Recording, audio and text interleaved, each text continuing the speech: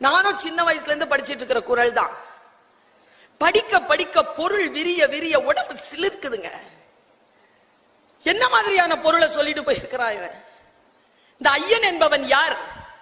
என் தாத்தா இல்ல, என் அப்பாவை பெற்றவன், என் அம்மாவை பெற்றவன். என் தாத்தன் தானே ஐயன். ஐயன்னாலே தாத்தா தானே. பாருங்க, நான் இப்ப சொல்லுவேன், நீங்க திருப்பி சொல்லுவீங்க. தீயினால்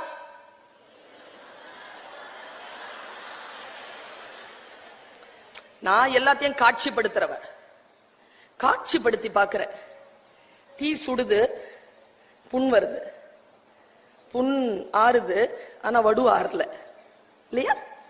தீயினால் சுட்ட புண் உள் ஆறும். உள்ள ஆறிடுச்சு புண், வெளியில ஆறல. ஆறாததற்கு பேர் வடு. இப்ப ஒருத்தன் சொல்றான்னு வச்சுக்கோயேன், அந்த சொல்லிட்டு போயிட்டான், யார் கண்ணுக்கும் தெரியல, ஆறிடுச்சு, ஆனா உள்ள அப்படியே காயமா இருக்கு.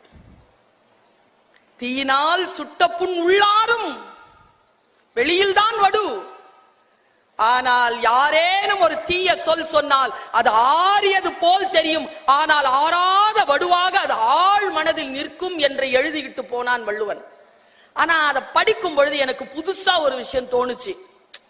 ஆறாதுன்னு சொல்லி இருக்கலாம்ல. தீயினால் சுட்ட புண் உள்ளாரும், ஆறாது நாவினால். அப்ப கூட ஒன்னும் தலை தட்டலையே, அது என்ன ஆறாதே? அந்த ஏகாரத்துக்கு என்ன அர்த்தம்?